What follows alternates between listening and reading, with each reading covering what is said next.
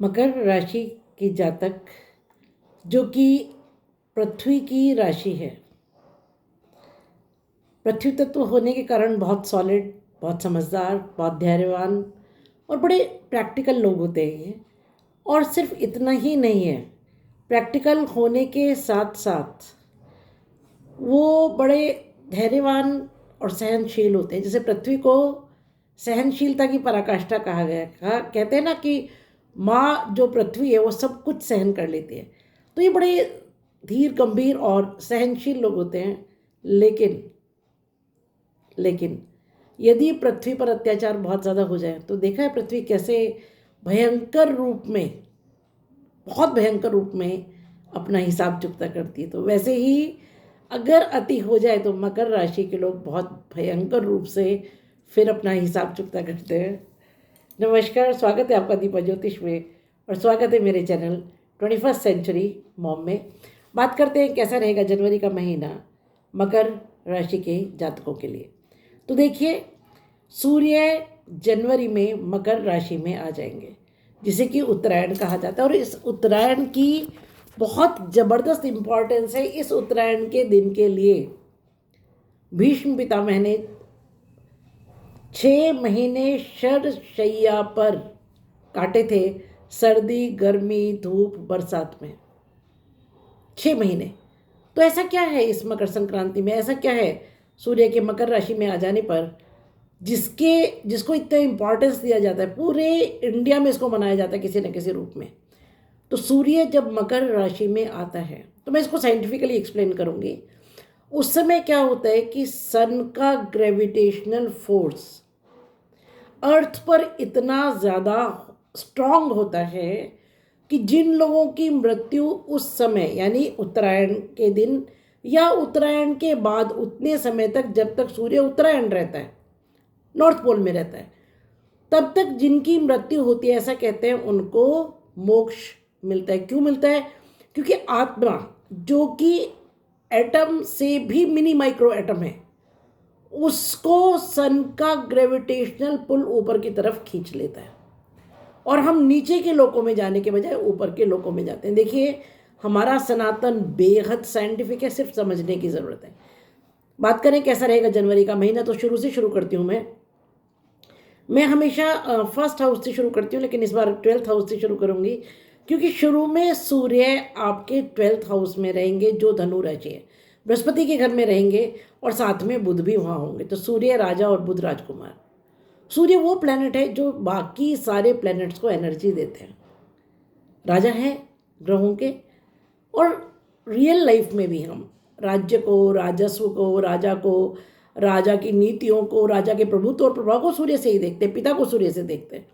और बुध कौन है? राजकुमार है। तो जब राजा और राजकुमार इकट्ठे होते हैं तो सबसे पहली बात तो ये बुधादित्य योग बनता है। इस योग का अर्थ क्या है? जहाँ राजा और राजकुमार दोनों एक मिशन पर इकट्ठे होंगे, जिस भी किसी घर में, उस घर के जो कारक तत्व है, उस घर के जो कार्य हैं, वो जबरदस्त सिद्ध होंगे। 12वां घर खर्चा, व्यय, 12वां घर मोक्ष, 12वां घर जेल, कोर्ट कचहरी, हॉस्पिटल्स, इंपोर्ट एक्सपोर्ट, इन सब का घर है। तो जब यहाँ सूर्य और बुध होंगे तो क्या होंगे? बुध मैनेजमेंट के कारक है, बुध व्यापार के कारक हैं।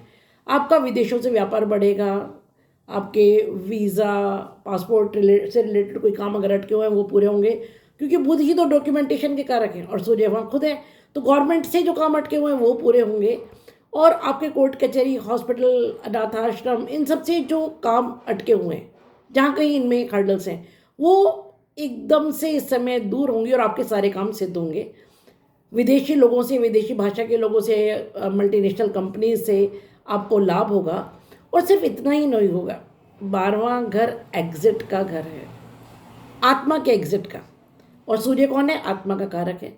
तो ये जो 14th जैन तक का टाइम है, ये ऐसा होगा कि आप कुछ ऐसे आध्यात्मिक काम करेंगे, डोनेशंस करेंगे, कुछ भी ऐसा जो आपके मोक्ष का कारण बनेगा। उसके बाद बात करते हैं फर्स्ट हाउस की। 14 जनवरी से लेकर के 14 फरवरी तक सूर्य आपके फर्स्ट हाउस में रहेंगे और 24 जनवरी से बुध भी वहाँ आ जाएंगे। अब सूर्य जब फर्स्ट हाउस में आएंगे तो बहुत अच्छी कंडीशन में होंगे। क्यों होंगे?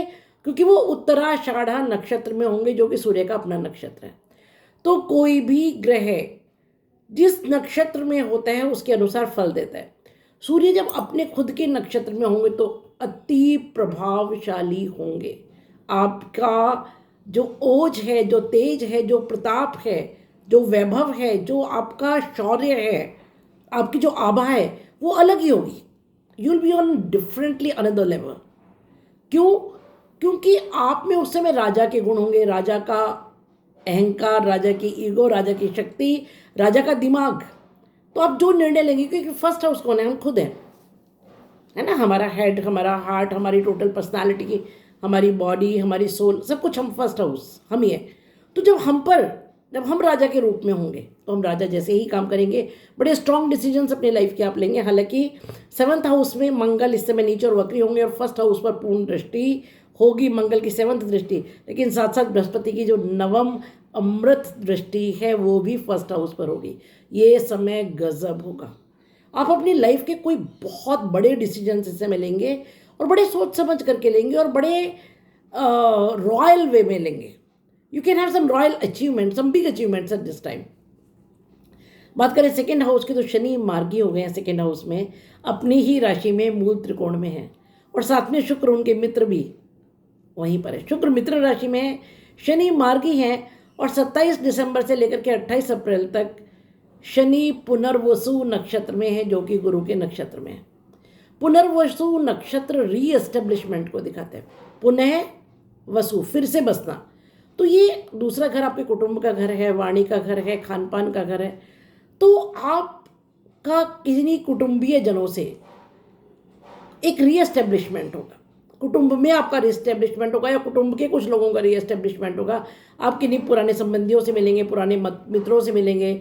आपके घर के संबंध, बेटे का विवाह, बेटी का विवाह, या आपके घर में कोई पुराने रिश्तेदारों के संबंध फिर से बनेंगे। उसके अलावा क्या होगा कि पुरानी जो आपकी, क्योंकि शुक्र किसका कारक है? धन, संपदा, वैभव, सुख, विलासिता, प्रेम और वीर्य का कारक है, जो संतति का कारक है। तो ये इनफैक्ट ऐसा समय है कि आपके पूर्वज आपके घर में जन्म ले सकते हैं, क्योंकि कुटुंब का कारक है। तो ये एक बहुत अच्छा समय होगा कुल मिलाकर के आपके लिए। कुटुंब में अच्छा वातावरण रहेगा, प्रेम संबंध रहेंगे और शनि भी, क्योंकि गुरुवत व्यवहार करेंगे और गुरु विशाल करते हैं हर चीज़ को। गुरु संतति के कारक, संतान के कारक, गुरु प्रेम के कारक, गुरु धन के कारक। तो धन आएगा इस समय ज़बरदस्त और धन का संचय होगा, क्योंकि शुक्र यहाँ पर है और शुक्र की संजीवनी दृष्टि 8th हाउस पर है, जो रहस्य का घर, पाताल का घर, ऑकल्ट का घर है। तो ऑकल्ट से लाभ, रहस्यों से लाभ। अगर आप पुलिस में हैं, अगर आप किसी भी गुप्तचर संस्था में हैं, आप फौज में हैं, आप ऑकल्ट में हैं, आप साइंटिस्ट हैं, रिसर्च कर रहे हैं, या आप आर्कियोलॉजी में हैं, या ज़मीन के नीचे की चीज़ें जैसे कि कोल है, पेट्रोलियम है, माइनिंग है, उसमें गजब लाभ। विरासत से लाभ होगा इस समय, क्योंकि 8th हाउस विरासत का घर है। इंश्योरेंस से लाभ होगा और गजब लाभ होगा, गजब लाभ होगा। बात करें तीसरे घर की, तो तीसरे घर में राहु हैं, जो कि 1 जनवरी से लेकर के 16 मार्च तक शनि के नक्षत्र में, देखिए जी। और 28 जनवरी से यहाँ शुक्र आ जाएंगे उच्च के होकर के। तीसरा घर पराक्रम, तीसरा घर छोटे बहन भाई, छोटी यात्राएं। इस घर में राहु का होना मतलब है कि राहु पराक्रम कराएंगे और राहु की कोई मर्यादाएं नहीं, असीमित इच्छाएं हैं। वो कहते हैं साम दाम दंड भेद चार नीति बनी किस लिए है? चारों का प्रयोग करो, काम होना चाहिए, सही तरीके से हो, गलत तरीके से हो। ऊपर से शुक्र भी आ जाएंगे यहाँ पर 28 जनवरी से। तो क्या होगा कि कुछ हद तक राहु को शनि नियंत्रित करेंगे, क्योंकि राहु शनि के नक्षत्र में होंगे और शनि कायदे कानून, राहु वो जो बाउंड्रीज को मानते नहीं और शनि कहते हैं नियम अनुशासन। तो कुछ हद तक क्या होगा कि आप, और ये तीसरा घर कम्युनिकेशन का घर है, राहु कम्युनिकेशन ही तो है, इंटरनेट कम्युनिकेशन, आईटी, जितना भी मीडिया है, राहु उस सब के कारक हैं। तो इन सब चीज़ों से आपको गजब लाभ होगा, क्योंकि शुक्र भी यहाँ आ जाएंगे। लेकिन एक अच्छी बात क्या होगी कि राहु क्योंकि गलत रास्ते ज़्यादा दिखाते हैं, तो बहुत हद तक आप सही रास्तों को अपनाएंगे और आपके छोटे बहन भाइयों की लाइफ में कोई सुखद घटनाएं होंगी, आपके मित्रों की लाइफ में सुखद घटनाएं होंगी, आपके पड़ोसियों के घरों में सुखद घटनाएं होंगी और आपके संबंध उनसे मधुर होंगे इस समय। बात करें चौथे भाव की, तो चौथा भाव जो सुखेश है वहाँ पर मेष राशि है, जिसके स्वामी मंगल नीच के होकर के 7th हाउस में बैठे। अब देखिए, चौथा घर भूमि भवन वाहन, और मंगल पृथ्वी के पुत्र हैं, पृथ्वी पुत्र माना जाता है मंगल को।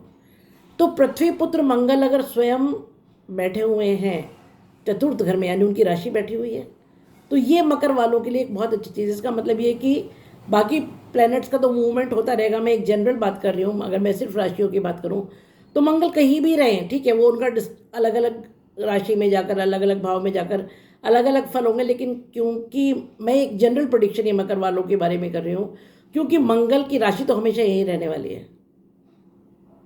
तो भूमि और भवन, ये दो चीज़ें आपके पास बहुत ज़्यादा होंगी लाइफ में, सूनर और लेटर होंगी ज़रूर। इस समय क्योंकि मंगल नीच के हो गए हैं, 21 जनवरी से 21 जनवरी तक वो रहेंगे आपके कर्क राशि में नीच के होकर के, ठीक है, और वक्री भी हुए हैं। तो नीच के होने से क्या हुआ था कि मंगल, क्या कोई भी ग्रह जब नीच का होता है तो उसकी शक्ति कम हो जाती है, लेकिन वक्री होने से अब बहुत शोर है मंगल वक्री का भाई और नीच का, ये हो जाएगा वो हो जाएगा, कुछ नहीं होने वाला है, इतना परेशान होने की ज़रूरत नहीं है। मंगल जब नीच के होंगे, मंगल क्या है, रक्त के कारक, हमारी बॉडी में जो रक्त बहता है उसके कारक मंगल है।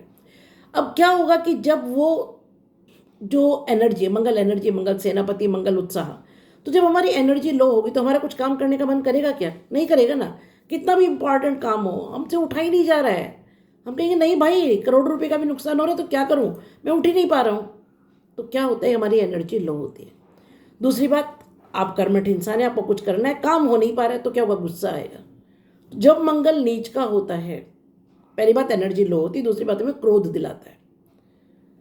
अब जब वो वक्री हो जाएगा तो बहुत हद तक उसके प्रभाव कम हो जाएंगे। मैं ऐसा नहीं कहूँगी कि 100% नलीफाई हो जाएंगे, नहीं जी नहीं होंगे, वो तो नहीं हो सकते हैं, लेकिन बहुत हद तक उसके प्रभाव कम हो जाएंगे।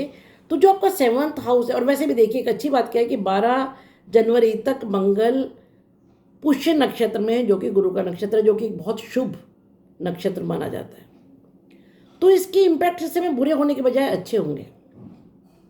कुछ शुभ काम आपके स्पाउस की लाइफ में होंगे, आपके बिजनेस में होंगे, पार्टनरशिप में होंगे, और उसके बाद 12 जनवरी से भी वो पुनर्वसु नक्षत्र में जाएंगे, जो कि गुरु का नक्षत्र है। फिर से वही रीएस्टेब्लिशमेंट की बात है। प्लीज़ कमेंट करके बताइएगा ज़रूर, कोई रीएस्टेब्लिशमेंट ज़रूर होगा। अगर आपकी मैरिड लाइफ ख़राब चल रही थी तो वापस से आप बैक में जाएंगे, पास्ट में जाएंगे और चीज़ों को रिपेयर करेंगे। अगर आपके बिजनेस में कोई प्रॉब्लम आई थी, कोई पुराने बिजनेस में आप जाएंगे, किसी पुराने बिजनेस पार्टनर के पास आप जाएंगे, वापस बैक में जाएंगे और चीज़ों को रीएस्टेब्लिश करेंगे। कुछ पुराना रीएस्टेब्लिश होगा इस समय आपकी लाइफ में हर हालत में, क्योंकि जब एनर्जी पुरानी चीज़ों के पास जाकर के खुद को रिनोवेट करेगी, खुद को रीएस्टेब्लिश करेगी, तो पुराने दोस्त, पुराने मित्र, पुराने आपके फ्रेंड्स आपको इस समय हेल्प करेंगे। कोई पुराना बिजनेस जिसके लिए आपने ऐसा सोच लिया था अरे अब तो ये चलेगा ही नहीं, अब इसका कोई फ्यूचर नहीं है, वो वापस से रीस्टार्ट हो जाएगा और आप सरप्राइज होंगे कि ये कैसे हुआ। तो ये मंगल नीच होकर जो वक्री हो रहे हैं, बाद में क्या होगा कि मंगल वक्री होकर के 21 जनवरी के बाद आपके 6th हाउस में आ जाएंगे, जहाँ पर कि मिथुन राशि है। तो बुध और मंगल मित्र नहीं है। 21 जनवरी के बाद जब वो वहाँ होंगे तो सूर्य और बुध की दृष्टि होगी, ये एक अच्छी बात है। बुध छठे घर के कारक हैं क्योंकि उनका अपना घर है ना, कन्या राशि का घर है ये, तो बुध यहाँ पर स्ट्रांग होंगे और सूर्य की दृष्टि शत्रुहंता होगी। मंगल भी यहाँ पर शत्रुहंता होंगे ऐसे तो, लेकिन क्योंकि बुध और मंगल मित्र नहीं है तो थोड़ा सा अपनी हेल्थ का ख्याल रखिएगा। और एक सबसे इंपॉर्टेंट चीज़ है कि इस समय ऋण लेने से बचिएगा। ऋण नहीं भाई, बिल्कुल नहीं, बिल्कुल अवॉइड कीजिएगा इस ड्यूरेशन में ऋण लेना। इस ड्यूरेशन में अगर आप ऋण लेते तो उसको उतार नहीं पाएंगे, ये मैं बिल्कुल ओपन वार्निंग आपको दे रही हूँ। थोड़ा इंतजार कीजिए, मंगल का नीचत्व और वक्रत्व खत्म होने दीजिए, उसके बाद फिर आप ऋण ले सकते हैं। बात करें आपके 5वें घर की, तो यहाँ स्थिति बहुत सुंदर है। बृहस्पति वक्री होकर के बैठे हुए हैं, बहुत खूबसूरत स्थिति है। वृष राशि में बैठे हुए हैं। हालांकि वैदिक एस्ट्रोलॉजी के हिसाब से शुक्र और बृहस्पति को शत्रु माना गया, मगर वो शत्रु नहीं, कॉम्पिटिटर्स हैं। तो जब बृहस्पति शुक्र के घर में आते हैं, शुक्र बृहस्पति के घर में आते हैं, तो एक दूसरे के घर का उत्थान करते हैं। 5वां घर संतान, विद्या, बुद्धि, प्रेम, पूर्व जन्म के पुण्य, और साथ में आपकी लाइफ का टोटल अपलिफ्टमेंट कितना होगा वो बताता है हमारा 5वां घर बताता है। तो अब क्या होगा कि जब 5वें घर में बृहस्पति होंगे तो संतान के कोई बहुत अच्छे काम बनेंगे, जो काम रुके हुए थे संतान के वो बनेंगे। जो स्त्रियां संतान सुख की ओर अग्रसर है उनके लिए बहुत अच्छा समय, जो बच्चे इस समय में जन्म लेंगे बहुत अच्छा उनका समय जाएगा, और जो इस समय कंसीव करना चाहती हैं लेडीज उनके लिए बहुत अच्छा समय, बहुत अच्छा समय। You must conceive eight this time, it's a wonderful time. ये विद्यार्थियों के लिए बहुत अच्छा समय है। अगर आप किसी एजुकेशन के फील्ड में जाना चाहते हैं, एजुकेशन को आगे बढ़ाना चाहते हैं, उसके लिए विदेश जाना चाहते हैं, कुछ आगे करना चाहते हैं, गो हैड, बहुत बढ़िया टाइम है। धन के लिए बहुत अच्छा समय है। वैसे भी वक्री बृहस्पति, देखिए जब कोई भी ग्रह वक्री होता है, अगर वो अशुभ है तो उसकी अशुभता बढ़ती है, शुभ है तो शुभता बढ़ती है। बृहस्पति से शुभ ग्रह कौन सा होगा? तो बृहस्पति का शुभत्व इस समय 100 गुना बढ़ा होगा। तो पंचम भाव के जो भी कारक तत्व हैं उसमें विद्या, बुद्धि, संतान, धन, पूर्व जन्म का पुण्य, एजुकेशन, रोमांस, अगर आपका कोई प्रेम प्रसंग है तो डेफिनेटली वो इस समय विवाह में परिणित अगर आप करना चाहते हैं हो जाएगा। और अगर आपको कुछ इनिशिएट करना है लव में, कोई दोस्त है, आपको लगता है कि यहाँ एक राइट प्लेस है कि yes it is right now, तो बहुत अच्छे फल देंगे। और सिर्फ इतना ही नहीं, बृहस्पति की जहाँ जहाँ दृष्टि होगी, 5वीं दृष्टि 9वें भाव पर, बहुत अच्छा, भाग्य जबरदस्त साथ देगा। 7वीं दृष्टि 11वें भाव पर, जो कि आपका इच्छा पूर्ति का लाभ का भाव है, गजब। इस समय बड़ी से बड़ी इच्छा पूर्ति आपकी होगी, लाभ जबरदस्त होगा। और नवम जो अमृत दृष्टि वो आपके सेल्फ पर, यानी आप ही खुद उसको इनिशिएट करेंगे, आप, you will be the doer, आपके ही कर्मों से आपकी इच्छा पूर्ति और लाभ होगा। देखिए इस समय वैसे भी 5, 9 और 11 का संबंध बन रहा है जो बहुत सुंदर है। पहली बात तो 5 और 9 त्रिकोण का संबंध बन रहा है, बहुत अच्छी स्थिति है। बृहस्पति पंचम भाव में बैठ करके नवम भाव को देख रहे हैं। और वैसे भी नवम भाव में इस समय केतु हैं, केतु मोक्ष। बृहस्पति और केतु की या तो युति या दृष्टि संबंध जब होता है, आप बहुत आध्यात्मिक हो जाएंगे। ये पिता का घर है, पिता को लाभ होगा, पिता से आपको लाभ होगा, धार्मिक यात्राएं आप करेंगे और भाग्य जबरदस्त साथ देगा। बात करें आपके अष्टम भाव की, तो अष्टम भाव, मैं 5th से सीधे अष्टम पर आ रही हूँ क्योंकि 6th और 7th हाउस को मैं डिस्कस कर चुकी हूँ। अष्टम भाव की बात करें तो यहाँ पर सिंह राशि, जिसके स्वामी सूर्य जब 12th हाउस में, तब भी बहुत अच्छी स्थिति में। इस समय आपको मल्टीनेशनल कंपनी से, विदेश से लाभ होगा। ये सारी चीज़ें मैं डिस्कस कर चुकी हूँ। 9th हाउस की बात करूँ तो क्योंकि केतु है और यहाँ पर बृहस्पति की पंचम और शुक्र की पूर्ण सप्तम संजीवनी दृष्टि 28 तारीख से होगी, तब जब शुक्र उच्चावस्था में होंगे 3rd हाउस में। Oh my God, this is beautiful situation. 28 जनवरी के बाद तो इतना अच्छा समय है। प्लीज़ कमेंट करके बताइएगा क्या हुआ, क्योंकि कुछ बहुत अच्छा होगा। हालांकि उसके पहले का समय भी बहुत अच्छा है।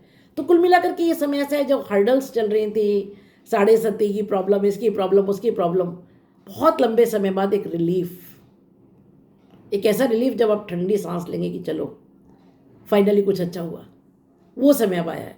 बात करें दशम भाव की, तो दशम भाव में तुला राशि, जिसके स्वामी शुक्र, दोनों ही जगह बहुत अच्छी स्थिति में बैठे हैं। 2nd हाउस में, धन भाव में, बल्ले बल्ले, कर्म से धन, 10वां भाव कर्म, 2nd भाव धन, कर्म से धन।